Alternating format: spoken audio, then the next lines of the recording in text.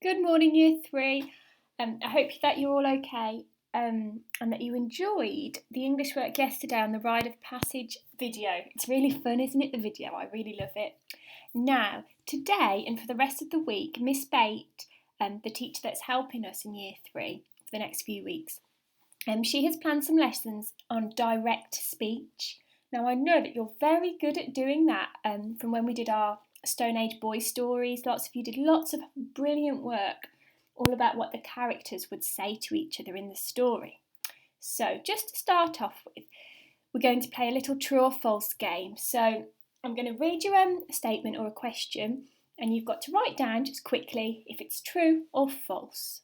Okay, so think back to the work that we did on direct speech when we did the Stone Age boy. Here we go. So, true or false? When a new speaker says something, you must not write their speech on a new line. Pause the video. Is that true or false?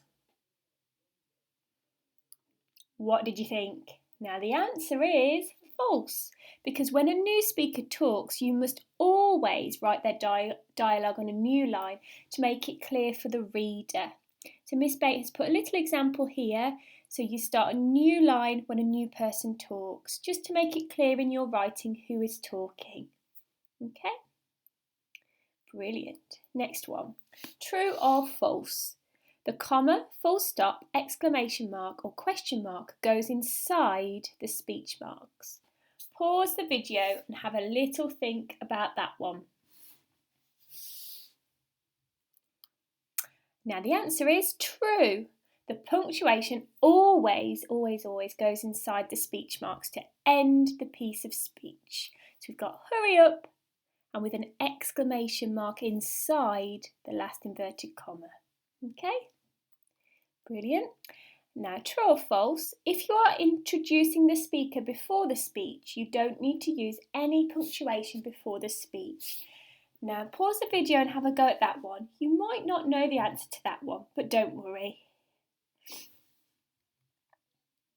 Okay, the answer is false. When you put your reporting clause at the start of your sentence, like in this example, you should always put a comma after it.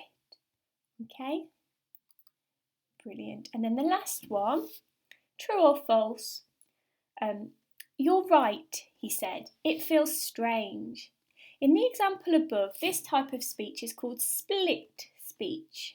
Again, that might be something that you're not quite sure about, but do you think it's true or false based on this sentence? Pause the video and have a think. Now that one is true. It is called split speech because the information is split up by who is talking. So it says, you're right, he said in the middle, and then some speech afterwards. So that's something called split speech. Okay. So, brilliant. Now, today we're going to be thinking about what Toki and the chameleon would be saying to each other on their journey through the jungle. So you might like to watch the video again just to get some ideas in your head. Okay, if you can remember it really well from yesterday, then don't worry about watching it again. So this is just a recap of what direct speech is. Now remember that direct speech is when we write what's the exact words that somebody has said down into our story. Okay, and when we do that, we must use inverted commas. Remember, there are speech marks to show when someone's talking. Okay, so I'll put, don't forget me. Okay, you must put them in your writing. So below there are some examples of how to use it that you might like to read through. And then I'll just talk you through the rules for using the inverted commas. Okay, so we've recapped some of them already. We've talked about how the punctuation goes inside the inverted commas, haven't we? Like the comma, the question mark, the exclamation mark, or the full stop. We've spoken about how we must start a new line when a new person is talking, because otherwise it's really hard to see who is talking in our writing. It looks like a big block of text. And then we spoke last time we did speech about how we should Always remember to say who is speaking, so shouted Miss Robertson or bellowed Chris. And then we should try, if we can, to think of interesting synonyms, so other words for said. Because if we're always saying said the chameleon, said the boy, our writing gets a little bit boring, doesn't it? Right. So today we're going to be looking at some speech. Now you might recognise this. It looks like a text conversation, doesn't it? You might have seen this before on your iPad or a phone or something.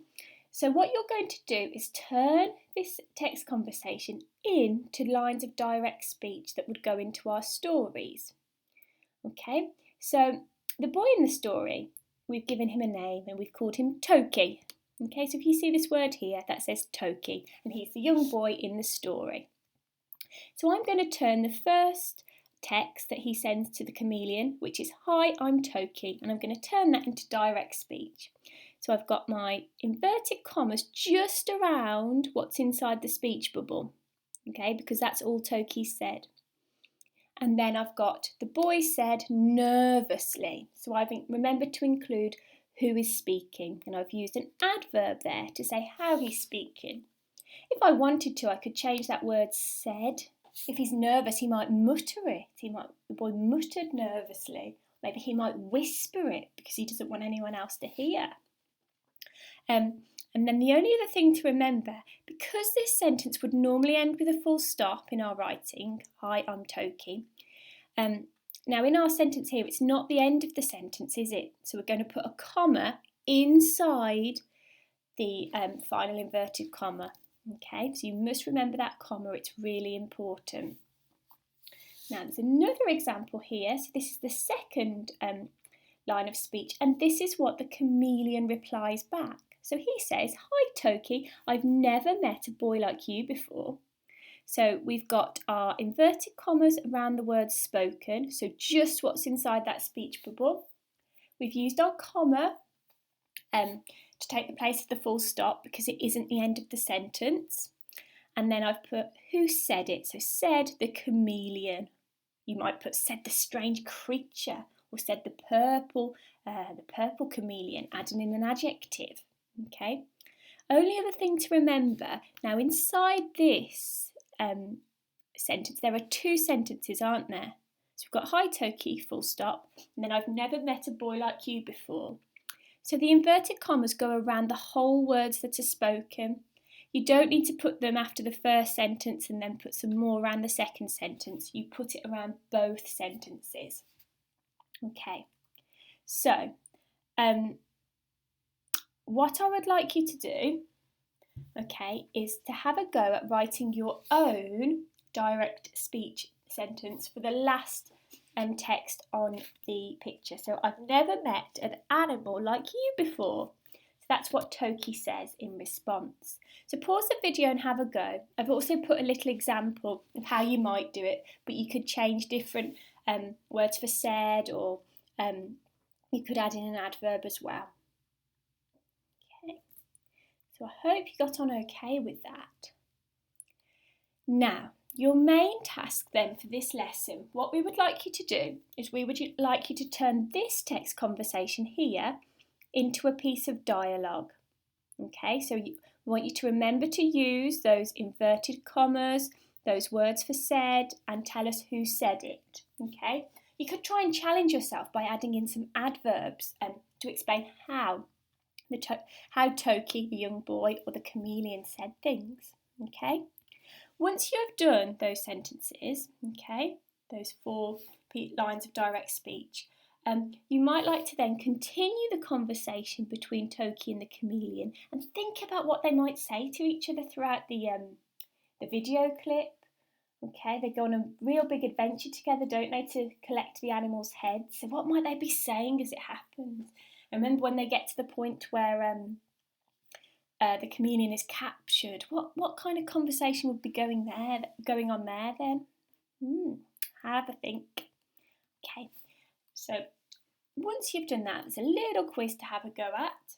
Okay, so it just says to write the answers in your book. So question 1, what do you have to do if a new speaker speaks at the dialogue? what type of words, question 2, sorry, what type of words can we use to describe how the characters said something? So what are those type of words called? And then do we put the punctuation outside of the speech marks or inside? Okay, and then the answers to that are on the next slide.